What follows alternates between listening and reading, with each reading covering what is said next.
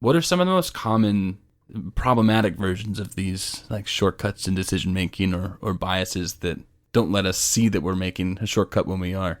Yeah, it's hard to get a good sample about like which ones are the ones that people fall prey to most often, Yeah.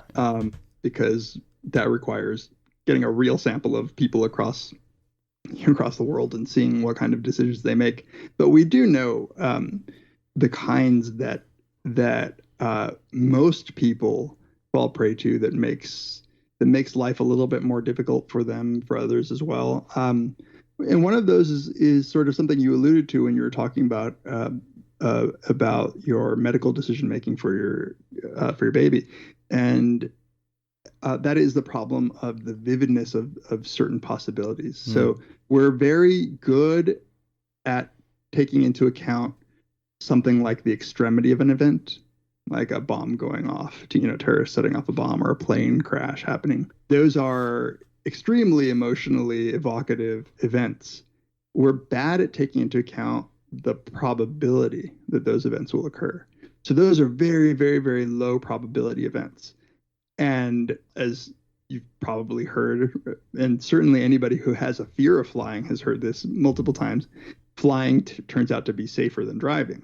It's hard if you have a fear of flying, it's hard to really take that information into account. But here's an example of data analysis done the summer after 9/11 in the United States. Showed that because people were kind of freaked out at flying, that they took to their cars for summer vacation much, much more.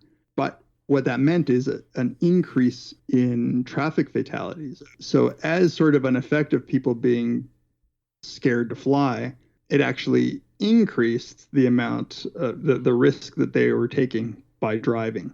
And this is one case where it's hard to convince any one person that they should fly and not drive, because what are the chances? Because the images in your mind are so vivid and so salient that it's hard to really think critically about something like probability. I guess there's a feeling of control over driving where you might think that you have more control than the person next to you about your own destiny. I'm sure, yeah, that plays a part, that plays a role in it as well. Even then, mathematically, you're making a mistake because there are other drivers, right? Yeah. And we're probably overestimating the degree to which we are in control of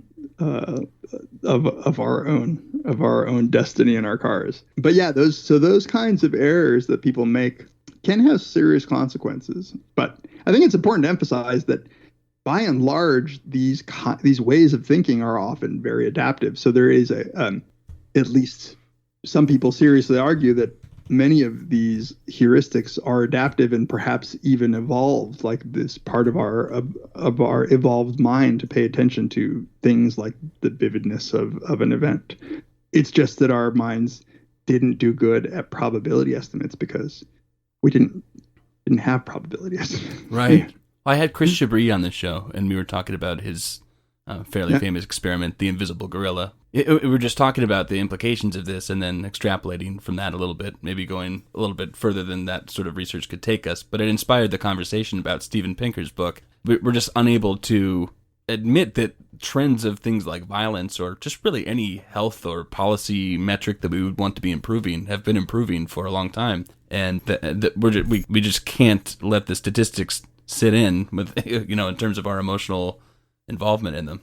Yeah, that's right. And there are probably a lot of reasons for that. Our minds are very, very sensitive to negativity in the environment, more so than positivity. But what this means is that the news is more likely to show you the negative events. Right. And so we're more likely to take in that information. How can the world be getting better if I see more and more news? Now that we're capable of getting news across the world, if I really, really want to pay attention, I can, every day make a list of all of the horrible things that have happened across the world. But, nobody's giving me information about, Joe Schmo up in Winnipeg had a great day today. Had a really good day. Yeah. And he was safe and went to bed at 9. He had a tasty meal. Yeah, right.